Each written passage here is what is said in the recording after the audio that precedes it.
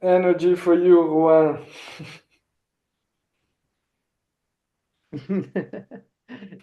Instagram has the weirdest view. Instagram just sees nothing. Uh, so here we'll do this. I'm gonna take you off spotlight. I'm gonna do a little bit of an introduction, and we're gonna let everybody in on what's going on today, what we've got on the menu today. Double check. Okay, sweet. We are live on YouTube. We are live on Instagram. Twitter is going to be live as well, hopefully.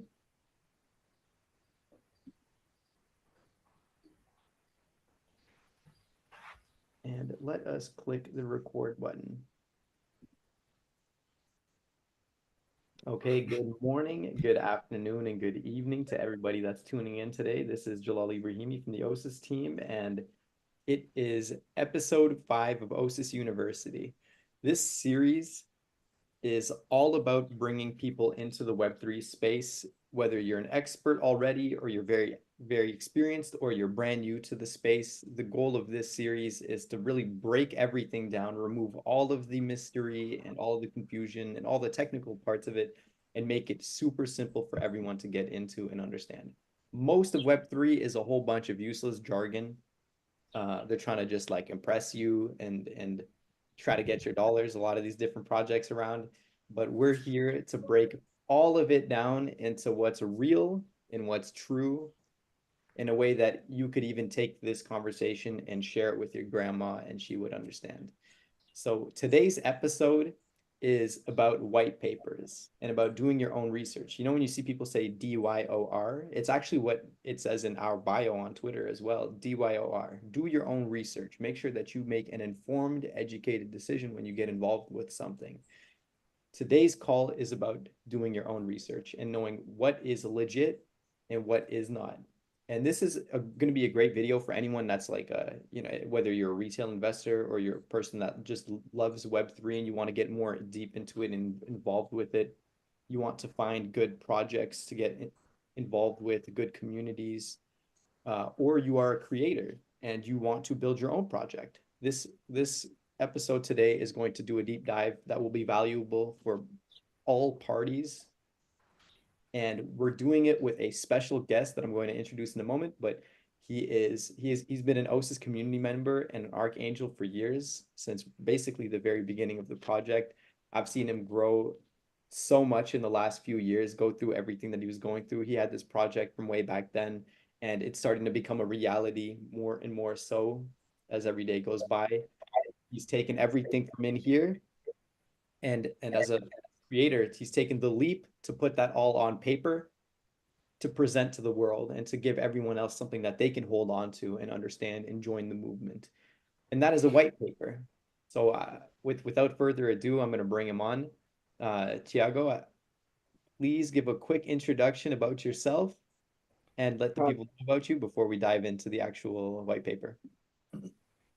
yeah, so nice to meet you guys. My name is Tiago. Yes, as creator, I started with music, rap music. Then it developed a lot to different projects. So from rap, I created a studio. I started working with a lot of different people. I created an event that is going in the fifth year. I created a network to connect all those people that since my 23 years of work, I thought it could be combined and we could break the bureaucracy to do better works and be more commitment to art, culture, and education. Yeah, this would be a basic presentation resume. Okay, excellent.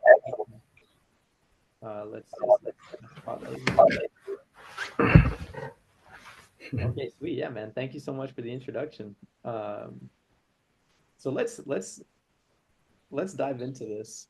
Let's dive into this. I've been following the UBQ project, the logo on your shirt, for quite a while now. I think 2 years, 2 full years since you introduced the project to me. We've been working together on all kinds of different aspects. So mainly like the technical part.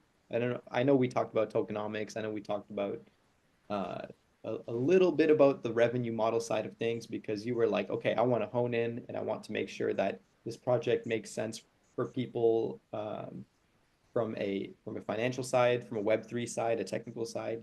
And I see that you've taken all this information and you put it into a white paper, the beginnings of a white paper. And today we're gonna be using the UBQ white paper as an example that we're gonna walk through and look at different things, green flags, red flags, and improve on what is already written and give everyone a perspective on just how to approach their own white papers or how to approach something that they're seeing. So for everyone to understand, this white paper is in its first draft. This is not a final product. Yeah. It is something that is it's a rough draft. And what we're doing today is we're going to be improving upon it. And I've built out a checklist for everyone. I'm going to share this with you guys too. It'll be like a little freebie for everyone. But a checklist for them to go, and whenever they do their own research or they build their own project, they can tick the boxes. And if you tick all these boxes, you know you have a solid white paper and that you've communicated effectively. So here today, it's not about whether UBQ has communicated effectively. I know for a fact that this draft is not going to check all the boxes because it's a lot of boxes, but we're going to use this white paper to see, what boxes did Thiago check so far, and what things that he needs to expand on and think more deeply and communicate, and why it's important to do those things. So let me let me quickly share the project white paper.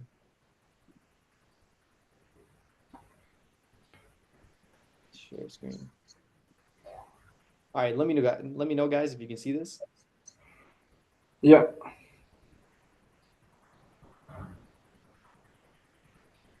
Sweet. So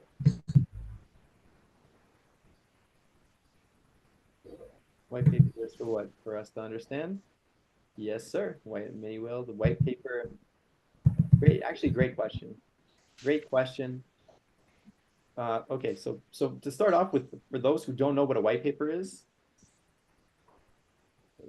the OSIS white paper. For those who don't know what a white paper is, you can consider it like a business plan. This is what you would share with the bank if you were trying to get a loan from the bank. Or this is something that you would share with your business partners to be like, hey guys, this is my idea. And this is what the OSIS white paper looks like. This is several years and hundreds of iterations of work that we put into getting all this information down. But this is a way for OSIS to communicate, or any project to communicate, what exactly it is that they're doing. What is this big idea that's in your head that you want to create? It is a very effective tool, and you should expect every single project that you see in the world, in the Web3 world, to have one of these. First and foremost, if they do not have a white paper, huge red flag. We're going to talk about green flags and red flags throughout this whole call, okay? So red flag, no white paper, red flag. So let's dive into the UBQ white paper. We can see already that he has several sections: the executive summary, the vision and mission, the history, the main initiatives, great. The social impact and sustainability, very important. The tokenomics, extremely important. This is something that is very, very important about that shows this, like, the stability and sustainability of the project. Roadmap, very important. Partnerships, collaborations, things that are going on here, and then just a call to action at the bottom. This is a very, very loose, we'll say loose section by section thing. So we're going to read through a little bit of it, and I'm going to share the checklist actually with you right now as well. Many flags. Many will say huge red flag if if they don't have a white paper. All right, let me know, guys, if you can see my full screen now. Yeah. All right, sweet. For this, I shall close some extra windows that we don't need. You guys might see a few of my notifications here and there. You know, I got a lot of stuff happening at the same time. But sweet, okay. So here's the checklist for everyone that is looking. Let's jump through the first question. We gotta validate what they're doing. Are they doing something real? If you're looking at a whiteboard, are you doing something real? Is there a mission? This is important. part here because every project needs people around it, whether it's people as in customers or people as in community or people who work with you. And everybody needs a goal, a clear goal and mission. So I saw the first two sections automatically address this. I'm glad to see the mission. We're gonna just jump through this real quick though. The executive summary. UBQ Co-op is a cooperative dedicated to promoting inclusive and sustainable access to art, culture, and education. Interesting. It's created in response to the need for more opportunities and exchanges among professionals. Here's a problem and solution statement, which is really good. UBQ Co-op establishes a collaborative network that aims to simplify the creation and distribution of cultural and educational products and services. Okay. Our approach includes organizing events, workshops, residencies, and creating digital platforms to expand the reach and impact of our initiatives. Okay, cool. So there was a problem here.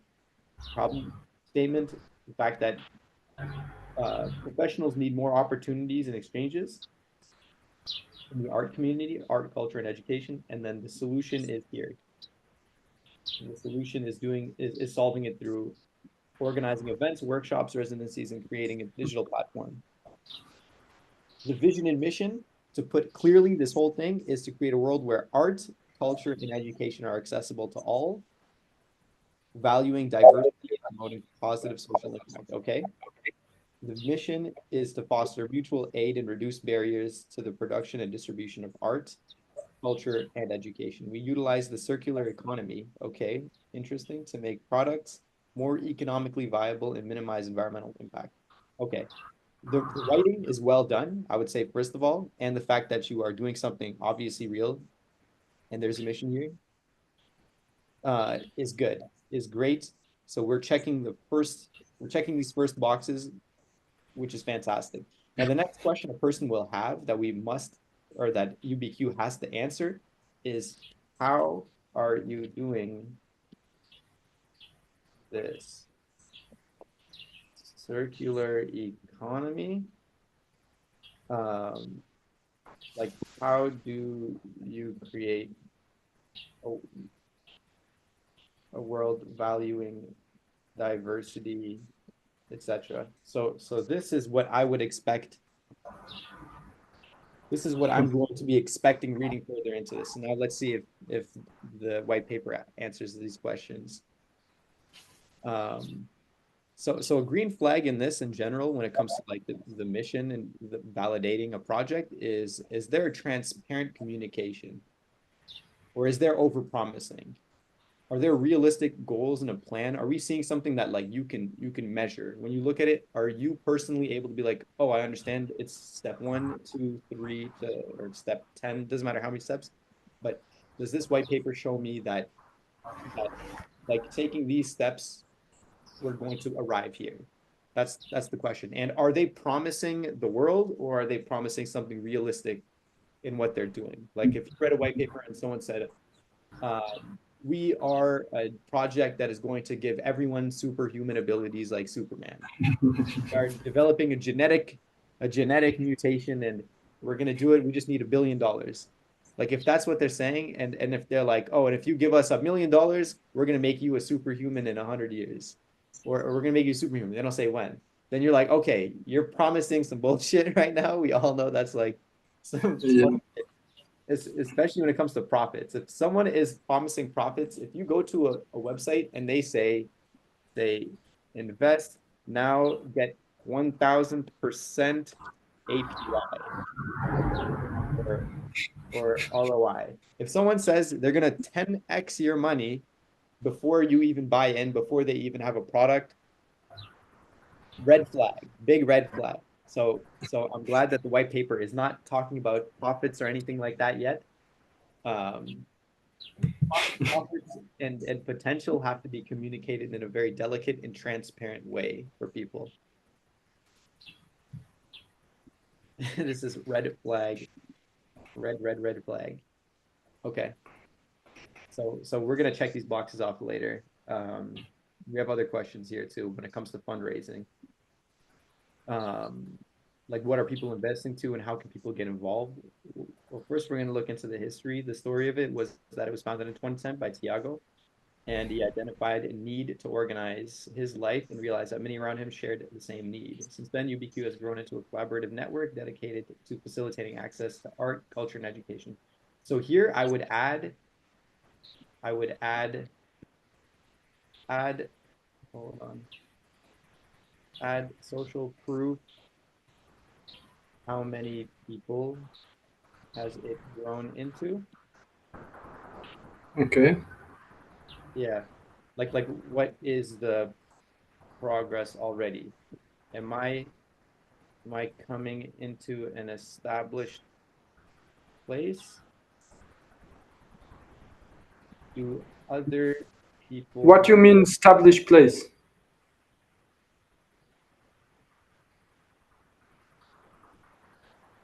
uh a thing that's already happening? Is this already Aha. So happening, or established thing is easier. Yes, yes, yes. Now I understood. is this already happening? Do other people like this? So this is a major question. Humans are social creatures. They want to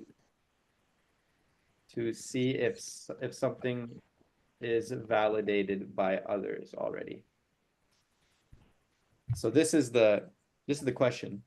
Am I come do it's like, are you expecting me to make this culture, or this collaborative network, or are you expecting me to join an existing network? And if it's number two, and you can communicate that, oh, and UBQ has grown into a collaborative network. If you have numbers of, like, I don't know, you could say a collaborative network in X, Y, Z countries, for example. If you're still early and you don't have, like, a collaborative network of 10,000 people, you could say a collaborative network of people from Portugal, United States. Yes, so the what is significant about the numbers regarding what you are saying, if it's the number of places, if it's the number of people, if it's the number of associations that we reach, whatever is, but we have to specify more what is that social proof. I understand you. So be minutious regarding the municipals we work with, all the impact that we already created together. Yeah. I'm understanding Oh, you. there you go. There it is. Good question, Mini Whale. I'll answer this. I'll answer this later. Um, okay, I was just looking at the chat here. So yes, communicating social proof. Communicate social proof. This is important. Yeah, Okay, so we have the story. We know that you're doing something real. You're not doing some crazy moonshot like nonsense, which is it great. would be those main initiatives that would be the work proof. Okay. No, I'm questioning. Uh, Okay. Well, let's see. So main initiatives, you have Hip Hop Day, an annual event, Rodinha, which is it's the development and promotion of a board game. So it's a game. Okay.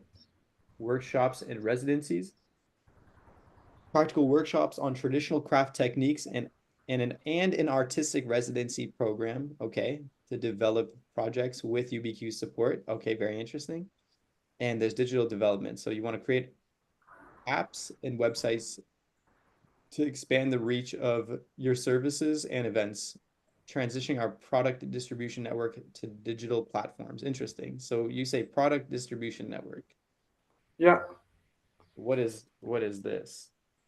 This is the question uh, I'm seeing right now. What is product distribution network you're talking about? it's. Should I answer you now? Yeah.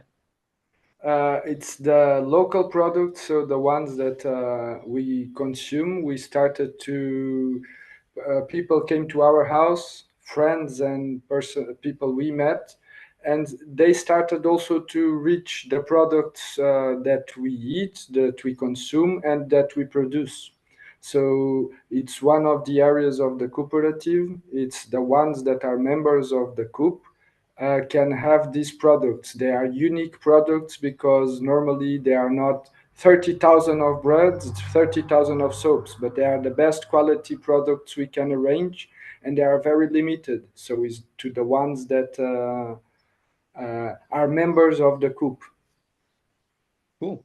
Okay, so it's unique local products, and I know that you said earlier that they're very like sustainability focused. You're trying to Yes. be in Yeah. harmony with nature. So that's a great angle. The angle of communicating uh, like in harmony with natural world we develop and want more people who think the same way. Appeal to these people in your writing. Um, yeah. This is kind of a side point. Um, this is more of like a language thing, where and I'm sure that you understand personally, Tiago, but for a lot of people who are watching, tone matters so much when you speak with people, right? Imagine you're speaking with a we'll use the example of a Chad, like random crypto Chad who has little to no education. They don't really do any research, but they're just looking for things. They're just looking for things, right? And last thing they did is they aped $10,000 into a random meme coin and they lost it all. And it's like is that your target audience? Or are you going to speak in a tone of voice for them? Well, from what I see in UBQ, it's not necessarily that target audience, because that person might be just looking for the next gambling project. They might be looking for the next thing that they can ape money into. But who does UBQ want, basically? Who does like what does the person look like that UBQ wants in their community? How do Yes, you speak their language and appeal to them? it's a good question. Because that goes like a little bit direct to the why the reason of the YubiKey tokens in the why the tokenomics were directed and why we should question that in the time. But the reason why you are doing that question is the reason why I went to YubiKey tokens. Yeah. Interesting. Henrik brought up a good point. It's the persona, the user persona that you're looking at. You must write all of your content according to like the user persona that you're trying to attract, of course. That's kind of that's aside the point of what this main checklist is for, but that's just for you personally, Thiago. Um, for example, at OSIS, we tried to write in a way that is that is very simple for a person to understand what we're doing. Like we're trying to write as least technically as we can because it is a technical project. Um, so that's it. So we have a kind of a more general audience. Mm-hmm. But okay, so we talked about that. We talked about digital development. Um, But yes, I understand what you mean about. So that's I think the struggle of when you are creating, even when Enric is also saying business plan, so roadmap or white paper, whatever is uh, the word. It doesn't matter. It matters what is inside your head to understand these questions because it's like more and more when I wanted to understand the network, okay, why it existed. someone came to my house, understood my undergroundness, and said, "Come on, go out a little bit of the box. Let's construct something more. The community, you work so much with the community. Why don't you exist in the community?" And I Hmm. say, because the art is what is important. There is one day that you cannot create a little bit more art because money comes to play to say, okay, now you have to submit yourself to represent an image. The image need to be treated because you want to work digitally also in promoting. So all the little issues come to head to say then those answers are the white paper. And most in the beginning, oh, I want the network. What it is, it's a network of art, culture, and education, a consultation agency, and we do events and projects. Okay, Okay. but how? Now we have this already. So in the beginning phase, you have three words. So the consulting agency, the network of art, culture, and education, and creating events and projects. That is the kind of base of what we wanted. And to reach that, we needed to go to all of these issues like subtopics and subtopics and subtopics. Yes. Right, right. Okay. Okay, so we're seeing this. Now this was actually made clear at the start. Now, now that this is clear, the next question is this is a two-pronged question because sometimes a project may not even be looking for investment, but they're just looking for people. How can people get involved? Um, what are people getting involved with here? Now, person reads that you're a consultancy, a consulting agency, a network for art, culture, and you do events. How does someone, and where can I find in here? How does a person find like where they can fit within all of that? The value. Partnerships and collaborations down there, Okay. and join us. Okay, so UBQ Co-op collaborates with various partners to amplify the impact of our initiatives. These partners include cultural institutions, educational organizations, tech companies committed to our values of inclusion and sustainability. Okay, so this is good in the fact that it explains what you do. This explains what UBQ itself does, but how can I personally be involved? Where can I see myself in here? What's my role? How can I help? How can I benefit? So these are some questions going through a person's mind. Random person is reading this and they're trying to find a place for themselves, a place they can call home. People love, I'll speak for myself. I love what you're doing. I love what UBQ is doing in the sense that I personally believe that we severely lack in the world like attention to building culture and art and having community involved with it. That's actually one of the major reasons, like one of the biggest reasons why I'm building ethos on the other side of things.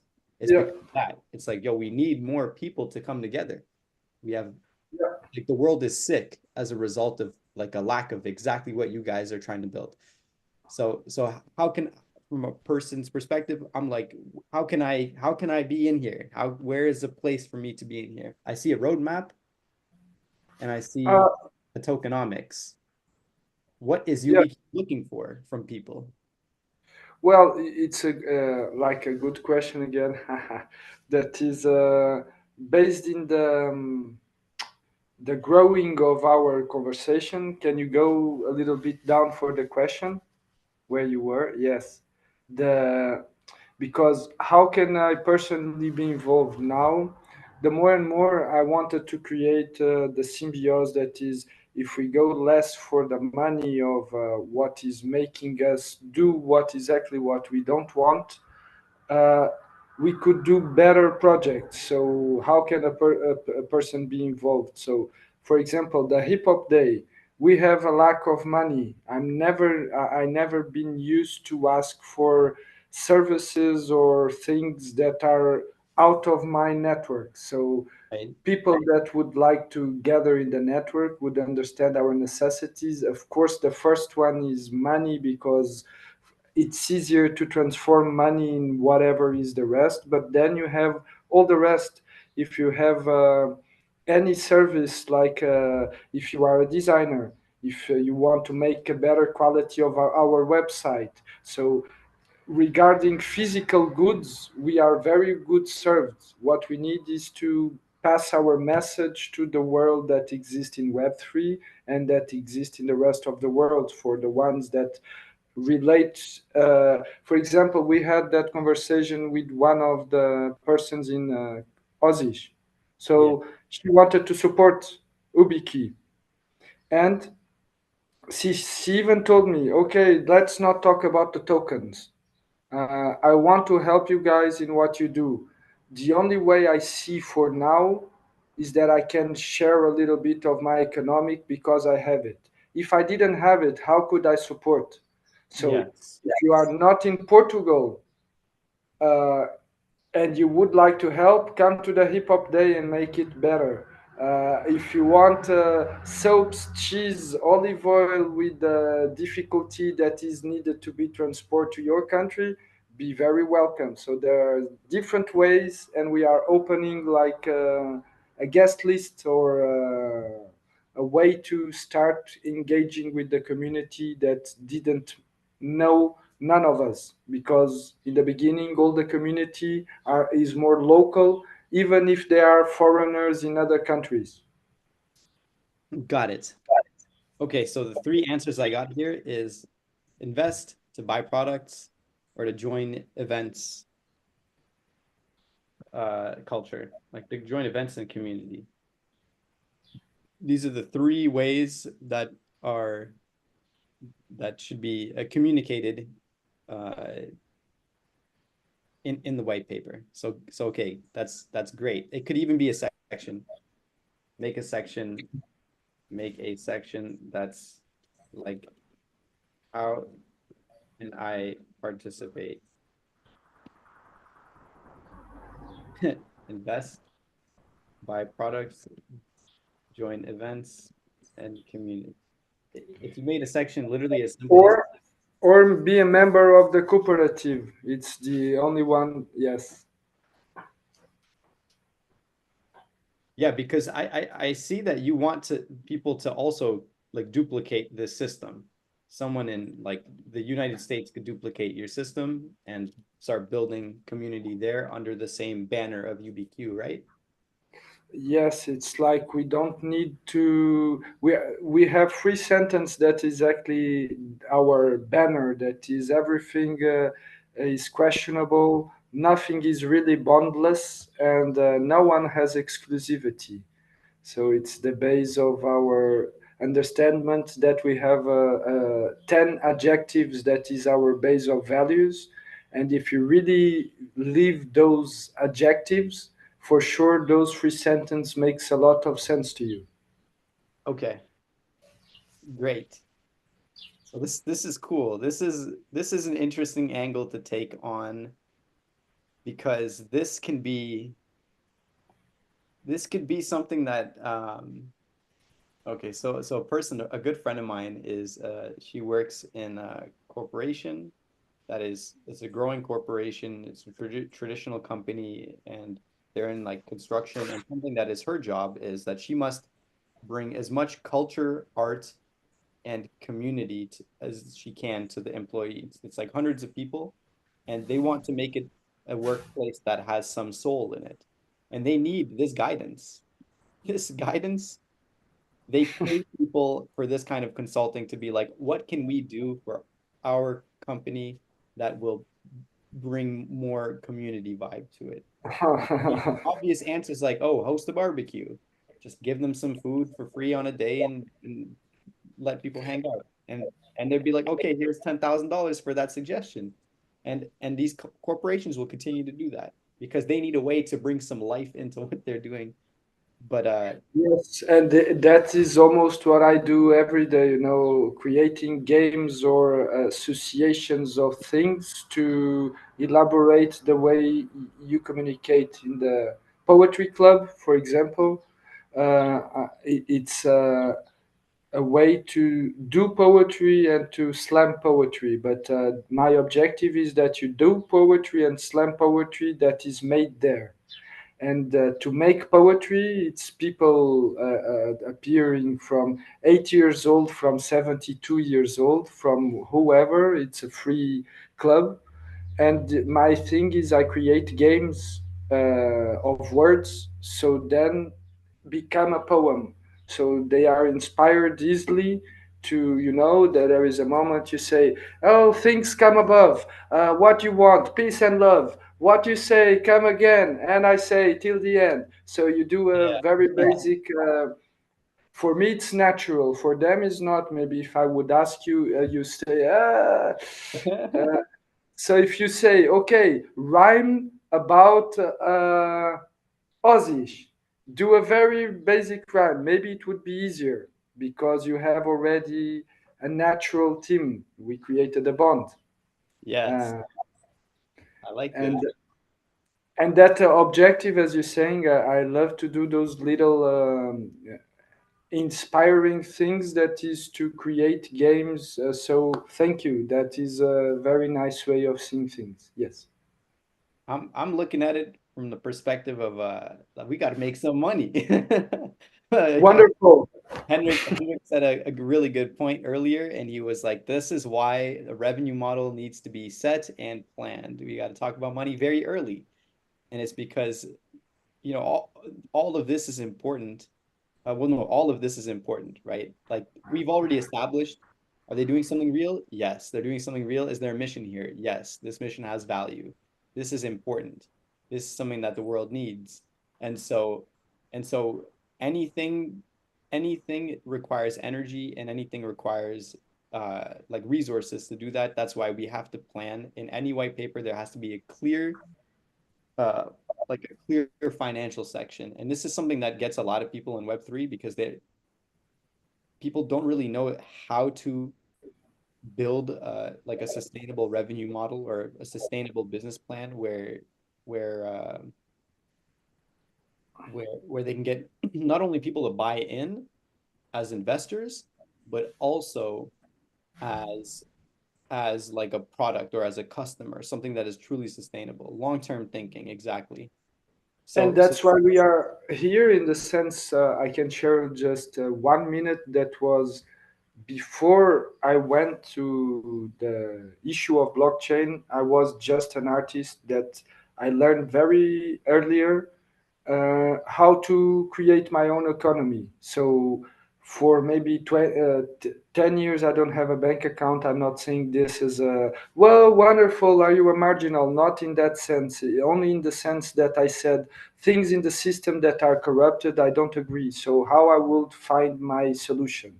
So I start working more and more with communities where the engagement make me understood that if I trust more and if they trust me more, I can create little economy very fast with all the things I do. The problem is then when you want to become an entity. So I cannot be anymore that guy that don't have the bank account or blah blah blah. So that is not more issued to the representation of our entity. So we are a very nice network that works with a lot of municipals. We work with a lot of people, and we need to address a bank account to the cooperative to have 10 different accounts where you can work and do projects and deliver solutions. So I just shared this because I know a lot of people are in the doubt if the legality, or if not the legality of the growth of their stability. If they, so I needed to broke the way I thought between 5 euros and 500 euros.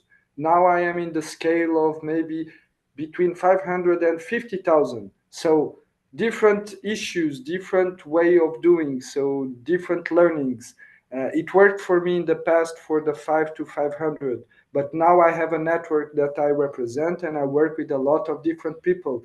And imagine, even if we were 10, it's 10 versus 500. It's already 50,000. You cannot work with 500 the same way you work with 50,000.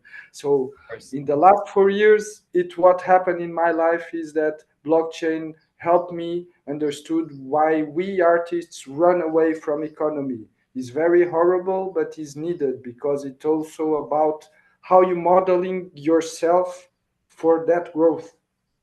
Yes, Yes. yes, and good point.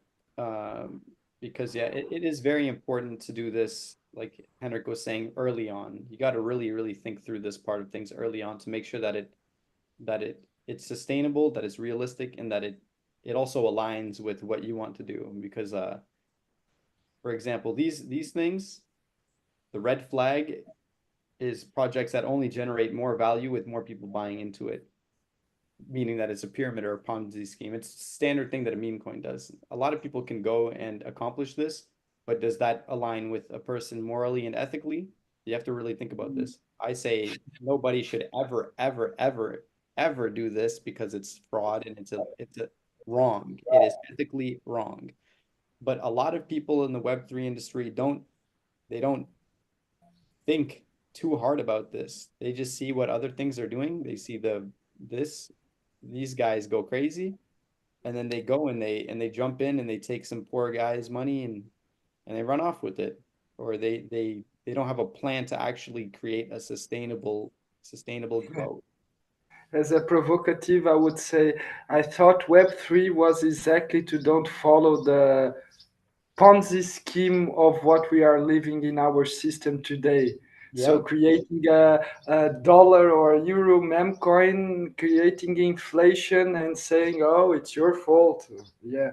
So I thought Web3 was our solution, but okay, it's not the solution. It's part of the place where we are now, and it helps us at least to bond, because if it not for Web3, for example, uma boa questão was there, quiet in Portugal, probably very quiet in the art, culture, and education, because then you go,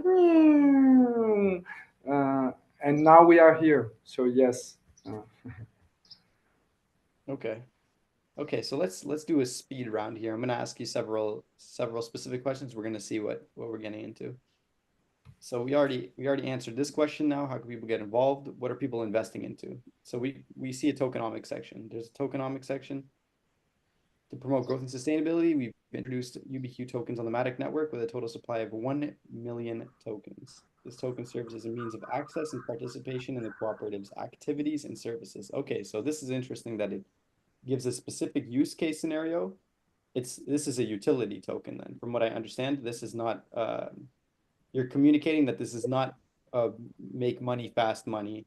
This is not a promise of profits, so that's good. It seems to have a utility angle to it. This is a means of access and participation. So early adopters, there's this many tokens. You have a development fund, so funding all the activities. There's community incentives to get rewards out for people, which is great. These two are extremely important. The team advisors need to get paid as well. Good. Um, so the usage is access to the UBQ platform, register for events, workshops, and transactions in the digital marketplace. Cool. Early access VIP experience and premium merchandise. Okay. This is for people who like, or really, they just want to be involved in the whole space. Special stages, bonuses for early contributors, VIP access, founders circle, and community rewards. Okay, great. I'm glad that this is here. Token usage. It's clearly a utility token, like a membership token. Mm-hmm. This doesn't actually even have to be listed.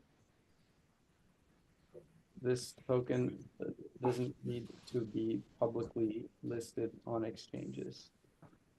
That's not the idea. Yes, exactly.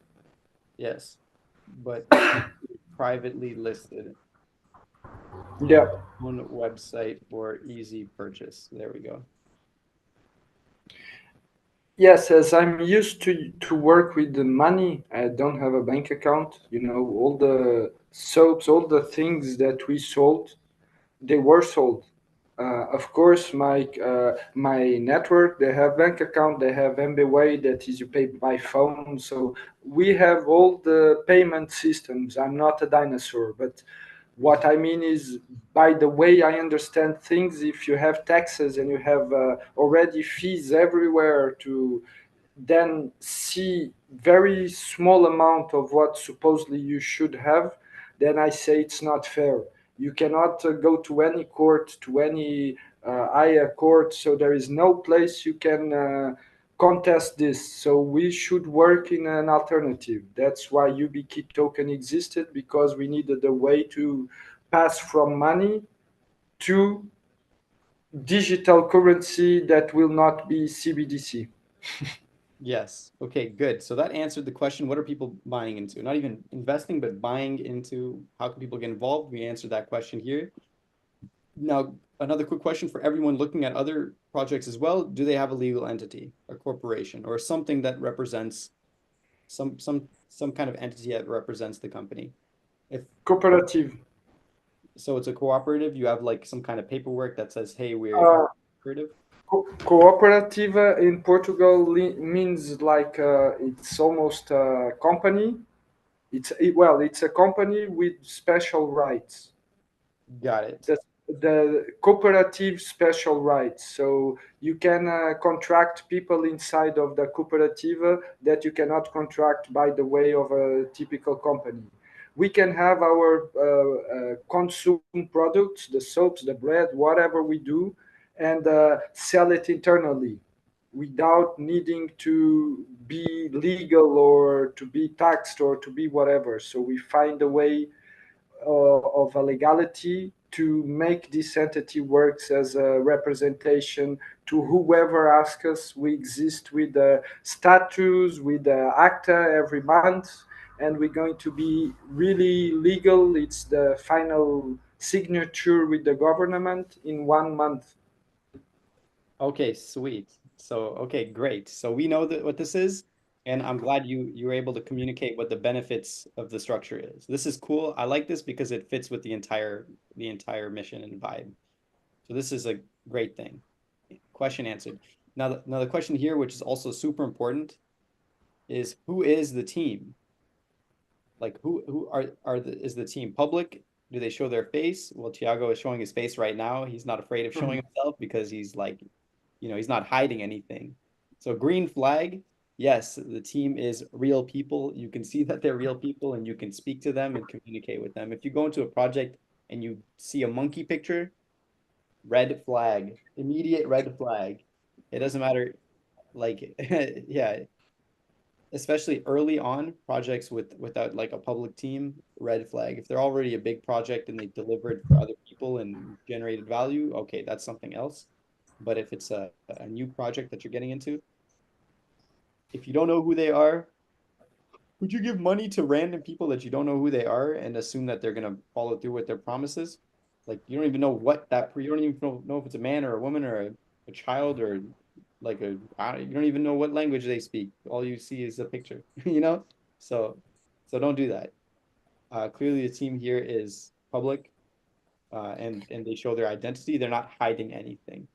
We Good. are even trying to finish the website to have our presence there, because we worked in our directories. At least 6 or 7 people has their directories with photo and everything to share. They exist. Great. So the white paper also needs a team section, but we can check mark that, and that's great. We already talked about how actually we didn't talk about exactly, well, we did talk about how it all works and what it is. So we did talk about this, but we need steps. We need steps for a person to start. So like what are the steps for me to take today to start with UBQ and join the co-op? So this is a add a call to action section. This is going to be really important because this is what's going to convert people. They're going to be reading this and they're going to be understanding it. And if they like it, you don't want to make them work extra to go and try to find out where they can sign up or where they can do what they want to do. You want to give them the steps, like step one, buy UBQ tokens from this website. Okay. And then to the website. There you go. Step two, to join the UBQ socials, join the UBQ community here. And then you can link them to your other thing. Yeah. Step three, do this other action. Okay, so this is going to be important because people will actually take these steps. They will literally take these steps and they will join as they want to. So we already know that. The other question here for other people too, for everyone looking at other white papers, is like, if it's a more technical project, is it new technology that they're using, or are they leveraging existing technology? What level of innovation is there? Like, what level of innovation is there here? So this question, I don't mean to get sidetracked, but I want to answer Minnie Whale's question here too. Minnie Whale was asking, he made a point. I'm going to pull up this question actually. So Minnie Whale was asking about existing VCs. Why do VCs and investors expect 100x on their investment, right? It's a very valid question because, you know, that's like it's literally a moon statement. It seems unprofessional and it's a moon statement. Venture capitalists are in business specifically for these moon statements. They're specifically there for the moon. A venture capitalist will invest in like 50 projects, and they don't care if 49 of them fail and they lose all their money that they put in. If one of them win, it's going to win big. And they're investing in companies thinking about this question specifically. Is there innovation here? Is your innovation going to generate like a ton of value? Or are you doing something that is in a smaller scale, in a smaller market, in a smaller world? Because if the answer is number two, venture capitalists are not the right fit. They will have no interest in, like a venture capital firm will not have interest in anything but the things that can go 100x for them. It's nice that you are saying that, because I had to understand. That's why I migrated the digital platform and my objectives in Web3. Like I separated them regarding all the projects that I'm creating, developing, and supporting to the digital platform was a little bit mixed in the beginning with YubiKey, Uma Boa Questão. And I separate them exactly because of that. So all of the other Web3 projects has a lot of potential, a lot of a business model that can be made the way you are saying, because they work with technology, they are already Web3, the utility is already mixed with all of the new things that are happening. In Uma Boa Questão, for example, the major objective of Web3 was to start to connect and to develop the what we already are as existent, but we can share with the world and exist better through the way we are reaching. So the objective is not Web3, but Web3 is inevitable, Mr. Anderson. Here we go again. That is okay if it's the way, and we are a little bit earlier. Is normal that the YubiKey tokens, maybe OSIS community will address more to the YubiKey tokens than the rap artists of my friends, but it doesn't matter. It's a process of evolution, and so it's not in my case a process that is finished. We are developing the website. The first model of the website is in ICP already. So as we are a network of not web, it doesn't matter. We are addressing to where web exists better.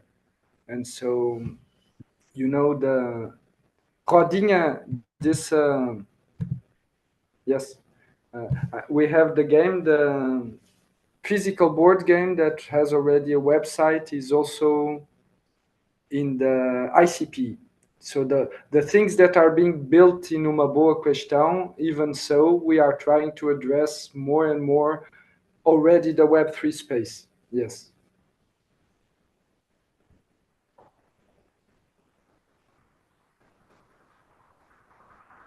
Great. We need this. We need this in the white paper. What your progress is so far, all the things that are happening right now. This is so important. So, okay. So this next section, I would say, is not very uh it's not very relevant to you because you're not competing with people. It's more inclusive. You're not fighting over anything. Most other companies, this generally speaking, you want to see who their competitors are. You want to see that they showed this. White paper should touch on this a little for people to understand. Mhm. I could tell you that I've been researching, and yes, I have competitors. Okay. So our competitors are the ones that are doing art, culture, and education. That would be obvious, other associations, other things. But the ones that is my aiming is the one that received the funds from European Union and all the funds that are the ones that make the things really go. And what I understood is the most that receive those funds are the ones that are already institutional fixed, and majority of the opportunities of good quality projects like the one that are my competitors we never reach because we didn't never did a business model. So how we can do a nice candidature to DG Arts that I was seeing today, they do a lot of complicated questions like you are doing. So it's the same, the fulfillment of the funds for European Union to be an artist and to have 2 years of working as doing the business model to uma boa questão. Yeah. Yes. Okay. So that's great. That's great that you recognize that because now you have something to measure up against. You're in a sense you're going to be fighting some megacorps, some big corporations. Yeah, exactly. You are doing something different from them that also has a major impact, then I'm sure that you can capture those funds. It's maybe just Yeah. the genuine well, everything is genuine is maybe yes, but the genuine and originality that we address the way of um, connecting. So our hip hop day, hip hop, you see a lot of yeah, yeah, yeah. I seen a lot of people in the end of the hip hop day. So at least 5 people I saw with the little tears of happiness, and I say, I'm so happy that I reached this. It was economically a failure, but in that sense, emotionally, it was a very nice density. So that would be the thing that I think is a little bit different, is even if we have the support of economically, we will not change the way we work the emotion in events project and the way of dealing even in this white paper meeting. Great, fantastic, and beautiful. So that's the edge, the competitive edge can be communicated with creating content, film, videos, this of the events. This can be used for fundraising and marketing. So like, so yeah, this is a really big point. This could make you money. You know how have you seen Burning Man Festival? These Yeah. videos, their promotion. This is they didn't always start out to be this crazy, right? Like this is Uh, they probably have a video. The video is probably like incredible. it was Burning Man that has a NFT ticket. I don't remember. but Uh, uh, but I can imagine they might. I thought it was only because maybe it was another one in United States, but it was a big one. But yes, I know Burning Man, and they are very kind of. I understand what you say, but for example, in the hip hop day, we have all the videos there. Of Great. course, it's not. I'm not even comparing. I'm just sharing that the videos even exist. What we never address is I'm a technical person in that sense. So the videos are to show technically what happened. We never thought in a merchandising way of capture, like, okay, I'm sharing with you because we are in a community call, that it was very emotional.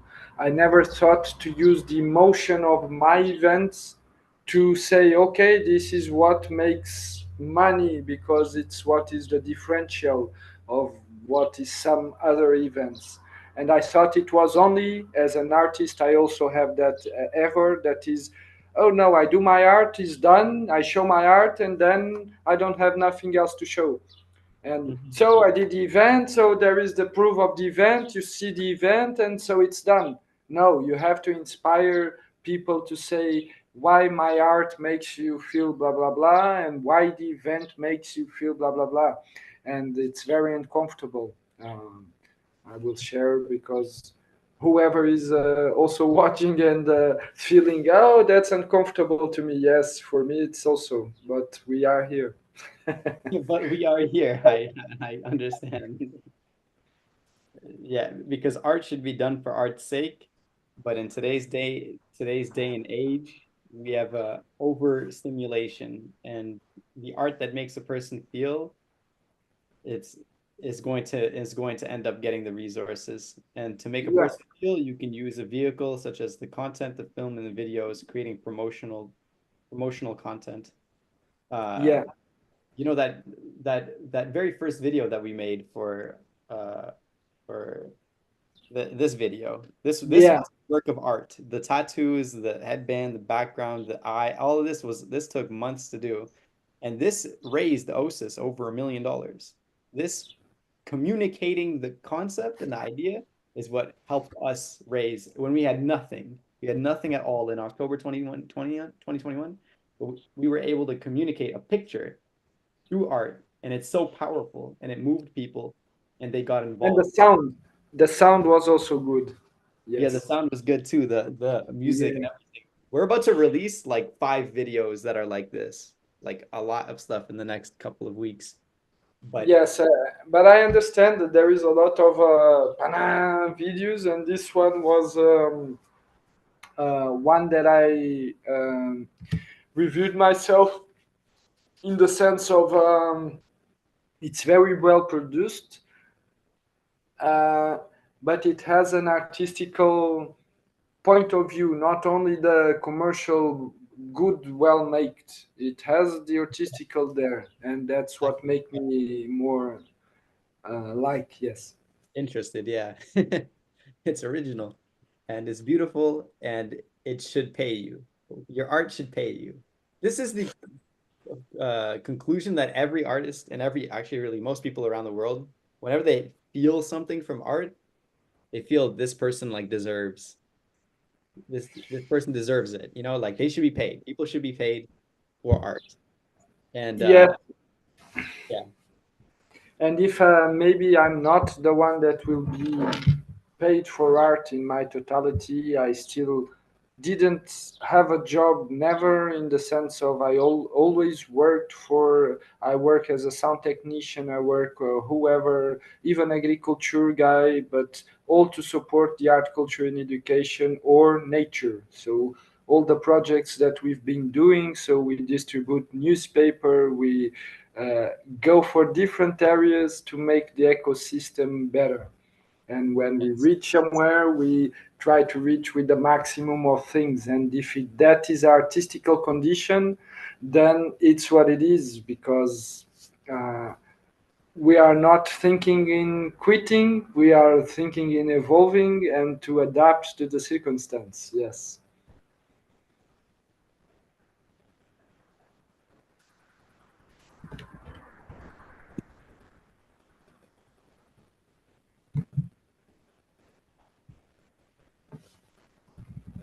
Okay. Just you're just in the chat as well. Okay. Okay. Now to wrap this up in the next two sections, two major sections for people that are looking at not just your white paper, but any white paper. We got to look at two major things being the market, what is going on in the market, is it the right time for this? And the business strategy, how does it create value? This is quite probably like the biggest question for most people in Web3 in particular, because a lot of projects are not really creating value. But to just touch on this part first, we're going to go through this one quickly. What trends markets are you building in? Yeah, what How- trends market are you building in? This is a question that, well, a lot of investors would ask. Again, your project is unique because it is a cooperative. It's a lot like a DAO, and in the sense of like Yeah, yeah, this exactly.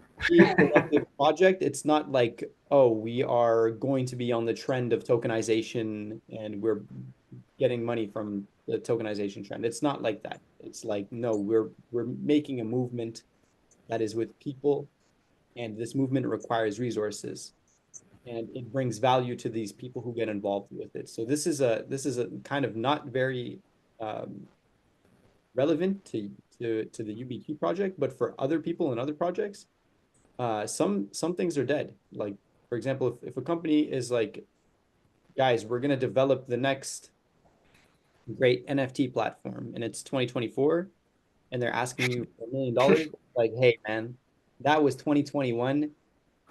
Monkeys are not selling anymore. There's no trading volume in NFTs like that. Especially if they're trying to promote like, oh, we're gonna make all the next board ape yacht clubs in our NFC platform. 10,000 collection NFT. Yeah, yeah, and it's the era of that is gone for the most part. Nobody is aping into those things, and you can see that that's not a trend, that's a fad. A fad is a short-term trend. It's not something that is going to be sustainable. So like that person is building into a market that is not really there. The market size is not really there. So the red flag is non-existent market, old market that is old, or it's an old trend that is no longer trending. Should I answer you quickly? For example, what is the trend market are you building in? As we are even training more, I'm having more ideas to answer you. So the NFT of the hip hop day, the basic things. So the what is the market size value are you typing to into? The growing of the value, because it will the most the community grows, the most the NFT will grow the value, because for Hmm. now there is two people that has the NFT, Mhm. and in this hip hop day they will have 20% in the hip hop day merchandising, and the other guys that for the first time will see, they will go with them and they have 20% discount, they will question for the first time if the NFT is valuable for his life. Mhm. So what we are doing is it's not exactly a market trend, but yes, is it in the sense of how to give utility to NFT of Yes, the event. Yes, great. and the market size is very low, but it can grow if the event grows also. It will grow with the growing of the event and the UbiKey token evolution. Yes, the culture grows, the value grows, the market grows. Yeah, Yeah, that would be the to answer also. yeah, these questions are more easily answered by other industries in particular. So, like for example, for OSIS, you'd be looking at the market size, and it's massive. It's trillions of dollars. So OSIS, $1 trillion market size, green flag. What trends in the market are you building in? Okay, tokenization. We've been building in tokenization since before real world assets and BlackRock and all that stuff. So people know that, okay, Yeah. green flag, green flag. And it's a long-term thing, and it's sustainable. So this is the major part. This is going to be the biggest question for you. Revenue model. Let's talk money. We have to talk money. Have to know what it is. Since it's a cooperative, they have to know what is UBQ planning, how are they going to use the money? Because some companies like SBF, imagine if Sam Bankman-Fried wrote his business strategy on paper for people seriously and said, okay, with all the money, I'm going to buy a Ferrari and I'm going to buy this and I'm going to buy that and I'm going to do all this crazy stuff with all your money. Nobody would Yeah, participate, you know? Nobody would participate then, but then he would never get charged for fraud because nobody would participate. exactly. It Yeah. would be easier. It would be done. Exactly. Yeah, so being straightforward and uh upfront, like Henrik was saying earlier, Mini Will was saying, this has to be communicated very early on for a person. What is the revenue model? Well, I know that the revenue model for okay, so revenue model value generation. So if we're talking what So we have one thing that is now we have opened a door because in the cooperative, before the cooperative network, the network didn't have the necessity of a legal institution to support, to back up and support. Now we want to become that, and it will be easier to address all the questions regarding the revenue model and the value generation because, for example, I was seeing here the our status, statutus. I don't know the name in English, so statutes? it's your, yeah, your legal internal information to when you go to the legal institution. Everything is correct to say you have your company details formed based in what you are saying, the revenue model and the value generation. So in the cooperative way, we have X% for land regeneration, X% for our own education and workshops to be better technician, to be better artists. So we have a budget for all the initiatives that need to be addressed in our values. Then internally, we have decided that we have to be paid, some of us, the back office, to guarantee that we will maintain work. You must get paid. That is Yes, expected. You must take care of yourself because yeah, it's been 2 years and a half of, I've spent more than what I made in this part of the community gathering. But I'm very happy because even so, uh, I could say like, don't do this, guys, because I sold a lot of CDs, a lot of soaps to guarantee the cooperative existed. And now we have maybe not money to buy more CDs to sell or more materials to make the soaps, but it doesn't matter. We are very happy. We are in the progression, but be very caution like a crypto universe. Uh, Only spend what you can afford to lose. yes, yes, there we go. Okay. Okay, so yeah, you have to explain the revenue model for people, but this is also very important, how value is generated. How does this grow? And you already gave me the answer here, but the white paper has to show how does this grow if we have, like, for example, or when we have, rather, if it's this is how you want to talk about a thing. When we have 1,000 members, UBQ has X budget. When um when we have X stores open. Yes, and when we have 1 million tokens sold, no. I have the plan to when we have the 1 million UbiKey tokens addressed to people. So then I can say that we allocated 1 million euros, and where that 1 million euros really go and how then you exchange your UbiKey token to products again. So it's like an investment plan where you will not lose the value of your tokens, supposedly. Uh, you only are being a private investor to a company to grow. Right. So good. As long as that is transparent communication, like we said earlier in the white paper, if a person is Mhm. coming in and they understand what they're buying into, then that's literally fantastic. That's fantastic. One recommendation I made here is to show people if you have plans to grow, if you have plans to grow the soap and other product sales channels communicate. When we have XORs, we make twice sales and fund the project this way. Like there should be a goal beyond just people. Like, because I know you have products for sale. This should be for sustainability and longevity purposes. You have to communicate how you guys are bringing more income and resources beyond people. Like about a million UBQ is sold. What next? How else is UBQ bringing in and generating value for itself and for its community? And so this is Yeah. an example that I'm giving that is like, okay, well, you have a product. If you make more sales on this product, you have to have a plan for how you're going to make more sales on the product and how the community can help. So you can collectively accomplish this. Uh-huh. Because what you said is also the other part, the consultation. So what I understood, all the info that I gathered in the last years to do better events and projects is also a token.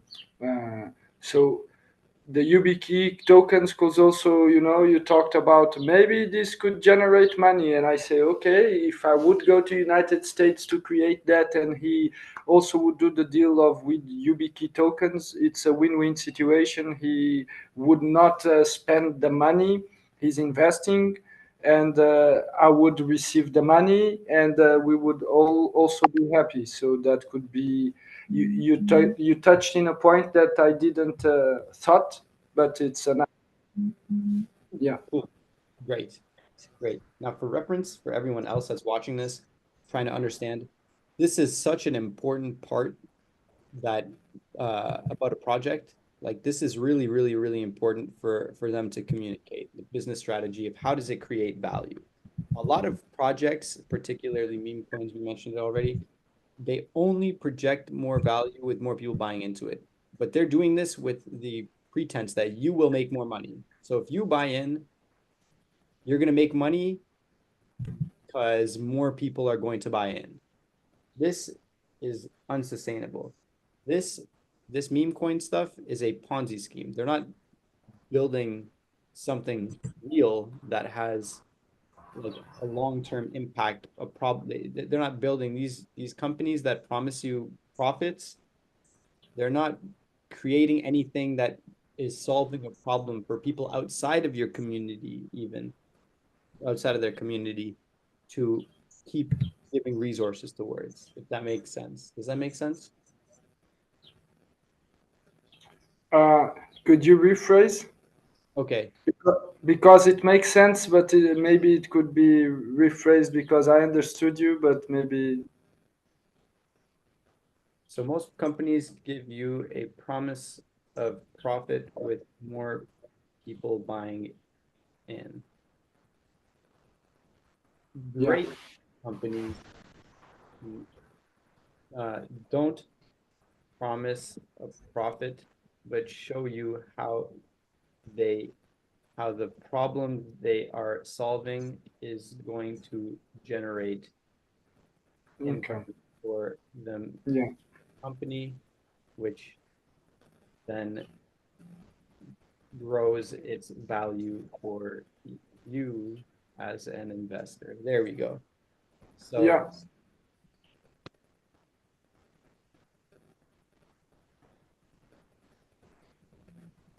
what's the process here? Exactly. Yeah. The And and this is seen in the revenue model. This is seen in what they're creating. Are they creating a product?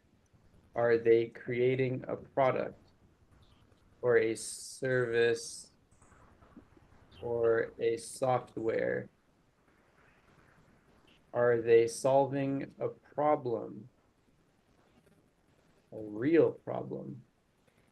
Does the solution cost money? Does the solution cost money for people?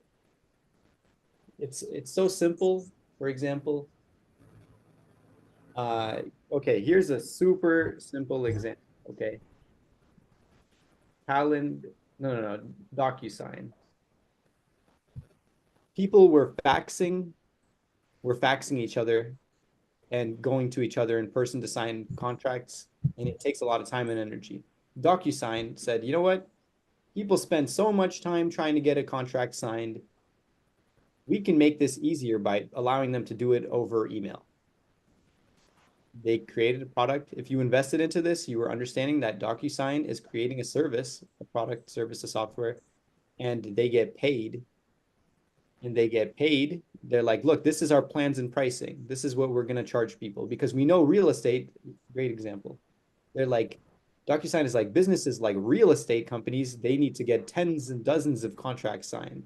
Okay, we're gonna we're gonna solve this problem for real estate people. So instead of having this poor real estate agent waste time on the road driving from one place to another place, we're going to charge them $33 to save them tens of hours of their month, and we're going to allow them do to get their contract signed without having to drive all across the city. So they found a real problem for a real market for real Exactly. people. They solved this problem, and if you're investing into them, into DocuSign, you know that DocuSign has a plan to help these people. And the more of these people that they help, the more value that they generate for themselves and for you ultimately as an investor. So this is very, very different. This is very different than a meme coin, which is, hey, buy into us and we're going to get more people to buy into us. The next guy is going to pay more than you paid, and you can just sell your coins to the next guy. This is unsustainable. This model is quite literally, there's names for this. It's called a pyramid scheme or a Ponzi scheme. This is like a well-documented scam that people are participating in today. So if a white paper is talking does not talk like what I just talked about here with DocuSign, or even better with what OSIS is doing, it is it is unsustainable and it's not worth your time. It's a huge red flag. And it's very difficult to put value in something like in what we want. For example, imagine that we have already the platform going on, the sign-in wallet, OSIS, YubiKey tokens to be purchased to be buy with other buying other products, local products, all that issues, like to put a real issue like this, and now I'm going to send you this to your place, and I'm Yeah, going to YubiKey tokens and probably the transportation and all the issues. So it's a kind of you can see it. It's here. 2 weeks you will have it in your house. So it's yeah, uh, a way of putting value in a strange way. So we also have to understand it's not like put only value in the token. No, the token is only a representation of the, for me, the same value. In OSIS is value. different. It works with it's the same but different in the same that is volatility. It works. So it works till the moment community understand and make that value. As YubiKey, we don't plan to grow so much in the vision of the token, but more the utility of the token to make 1 million happen, to provide the ecosystem what we need physically. So it's a nice approach that you talked about. The question that you said, that is different ways to see how it could be applied for Web3 or non-Web3, but without being a mem token. Exactly, exactly. And it's funny because that lines up directly with the problem in that we are communicating right now to everybody. So from one side, tokenization is expensive. Getting into Web3 is expensive. It's difficult. On the other side, from a consumer side, there's just infinite scams in the space, and people keep falling to these scams. OSIS solves it with software, with tools to generate smart contracts, to manage your assets, to whistleblow and to educate people like we're doing today. Like this, communicating this is value. I know everybody in the call here feels it. People in the future that are going to look at it are going to be like, "Wow, that is value to show me that how to do all these things." This this information, everything from what actually even what Tiago has shown you with what he's created, this is years and years of trial and error and effort in building this. This is value that people are getting right here, right now, seeing like what he has done. The same way that it is a lot of value of what we are doing on this side of breaking this whole thing down so that you make better decisions and you know how to understand how best to navigate in the space and to avoid the red flags. This is something that people pay serious money for and something that is sustainable. Along with obviously like the software and the tools that are it's beyond sustainable. It's extremely scalable with like millions of people using the I, technology. I can share you. I still have in my OpenSea Mhm. one ape, a scam. An ape scam? Yeah, it was zero point 0.1 Ethereum in 2021. It Yeah. was so horrible. You know, it's the time where you learn. And it was even worse because maybe the community will like to hear when they are in their FOMO moment. That was, we were in that hype of the NFTs and we saw that ape. And the ape, we looked and they were very tricky because supposedly you look and it looks like they have 90 9,800 and something sold, but not. They had the non-sold list, so they had only like 20 or 30 sold, but Wow. they were very sneaky the way they put it. But that was not their issue. That was our greenness. It was really in the beginning. You were in the FOMO. But what happened is that we buyed. They had that interrogation point to we don't disclosure which ape we are selling, and so I put it selling it, and it broke the price they wanted. They wanted 0.1. I said I put mine to 0.05, and someone will buy it. And what happened is I disclosure by accident. It was a scam. No one bought it more, and no one answered more. Twitter disappeared. Blah blah blah. So Wow. yes, be careful with red flags and apes. Yes. Red flags and apes. See, this is the thing. If the team has NFTs as their profile picture, you probably want to run. Do not at least ask, demand them to go public. You could do that too. If you go into a project, you're like, yo, what's everybody doing here? These guys are these guys are fake until they prove to me they're real. Yeah. So okay, that covers the checklist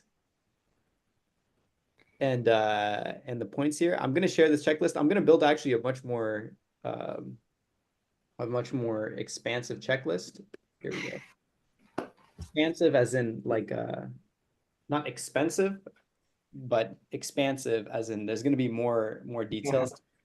Yeah. This was for today's call, but for the actual OSIS University program, we're gonna have all kinds of things like this. That when you buy into the program, you're gonna get tools and things that you can refer to that is normal language, like questions like this. You're gonna be getting questions like, okay, are they creating a product? Can we check this off of the list? If we can't, then we know that it's not real. Yeah. Um, and Uh, yeah, and sometimes is good to, I'm happy with the results. Is it means that I've been doing like my homeworks. But even so, I know that I will finish this and I will upgrade the what is needed to be upgradable. I'm really in the willing to have the website. I'm really in the willing to have all the signatures we need for the legality, the best work with social media, because in fact everything is connected. And the major times you don't need to be a seller because you just exist, and it's wonderful. I love to exist till this moment. Now kind of if we have a token, we are actually selling something. And when we say chorizo and cheese, they are very understandable how to be sold.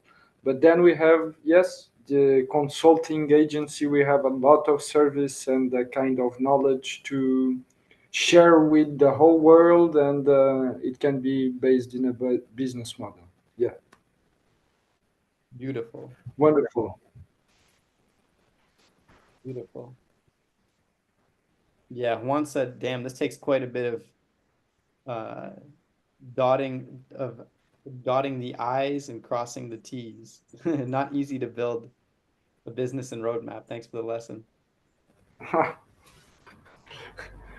Uh, normally I love freestyling. Is what I do more in life, and every time we need to put it in a little box, the issue, little box, 20 words, and you have to explain your existence in 30 seconds. All those issues are very dramatic, more than freestyling. But Yeah. thank you for this initiative, Jalal, because I kind of understand if we all did this more. One of the sentences that I normally say is the problem of the world is not the action of the bad, is the non-action of the good. And in this sense, is it would be the same if BlackRock is very working so well in all the ways they are doing their things. We are seeing that they were processing SEC. So many crypto try to process SEC. They processed and okay, it's done. Oh, but it was not BlackRock, it was Coinbase. But it doesn't matter. It's like if we also know how to do it and we share our results and our way of doing it, we can be also a corporation. That's my feeling now. Yeah. Yeah. Yes. Okay. All right, everybody. We went over time there, but like Juan said, it's a big subject. It's a big topic. Uh it's not a 2-minute conversation. When you do your own research and you look into companies, uh sure you can speed run them. If you can see all the things on the checklist, you're gonna get better at that too with experience. But it's especially from the creator side, it takes a lot of time and energy and resources to build something to communicate the plan. Like you guys have seen the OSIS white paper, it's like 50 pages or something. That has been like blood, sweat, and tears for years. And it's been like the accumulation of our team's collective effort. And like that's like 30 plus years of experience put into that. What we wanted to do today, and what Tiago has done too with his progress so far, is break that into something that is simple, and we're going to put it into a checklist and a step-by-step process for anybody that wants to create a project. There are some main points to hit, and if you can check this list off, you've created a project and put out a good white paper. And for those who are looking into projects, yes, have a keen eye, take your time, be patient, and do your own research with anything that you're getting involved into. This is your hard-earned money and your hard-earned time and energy that you're putting into things. It's important. And it's also, it's a respect to anybody that's building these white papers and building these projects. You saw just how much time and energy that took for someone to create that. So respect the artist. White papers are art too. So respect the artist and enjoy the process. But that's it for me. That is episode 5. Props to Tiago for his courage and determination. I completely agree. It takes a lot of guts and heart to like come up and put yourself under scrutiny. We were scrutinizing his white paper, but it will improve. I know he's gonna come back in a few weeks' time, and be like, "Hey, check out the progress," and I'm gonna be like, "Hell yeah!" Um, Oh, yeah. but yeah, And this very soon, Jalal, I will have the moment that I will be able to share my freestyle game, and I'm doing more and more the freestyle game in other language. So I'm training my English, so we can okay. play a little bit already while you feel the animal Portuguese, but then you can also achieve a little bit of what is being said through the English. And I will challenge every one of the community who want to participate in that first gathering for freestyling. Yeah, count me in, man. I'm in. Okay. Oh yeah. Okay, to wrap this up then, thank you everybody for being here. Mitch is in too. I appreciate all of you for your time. I hope everyone has a wonderful, wonderful weekend. We've got some pretty big announcements on the OSIS side coming up too, so keep an eye on the Discord and the different socials. Discord is always going to get it first. That's just, that's home. But again, thank you for your time. We're going to have episode 6 for next week, where I'm still deciding on exactly what subject. these episodes are an exercise for us to feel out, okay, what do you guys want? What do you guys need? Where is the knowledge lacking? Where is the most pressing information that you want? So we are super open to information. Bring us as much feedback as you can and that you want. Just express, be open. Um, in the meantime, yep, keep an eye on the Discord. OSIS staking is going to be available starting next week. We're really, really close. Mini Will, Henrik, if you can choose a lot of subjects, please share it. Please share it in a support ticket or something, and we will work that into our curriculum. But this coming week, OSIS staking is going live. You'll be able to stake your OSIS and earn MBGs. Gen 1 meta badge staking is also going live. It might take one more week after the OSIS staking goes live. We're prioritizing OSIS, and then Gen 1 meta badge staking DApp is going to be updated as well.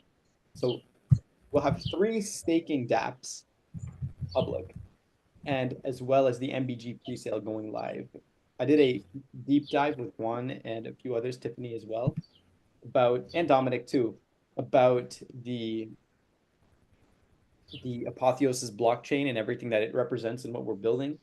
I'm going to share that video and communication with you guys. You're going to get a lot more of it too, but soon you'll understand big just how big the next phase is of the project. So hold tight to your seats, keep an eye on the Discord, and let's keep in touch. I'll see you next week. Thank you so much again, Tiago, for being here and volunteering to have your project under the microscope. It Oh was a yeah,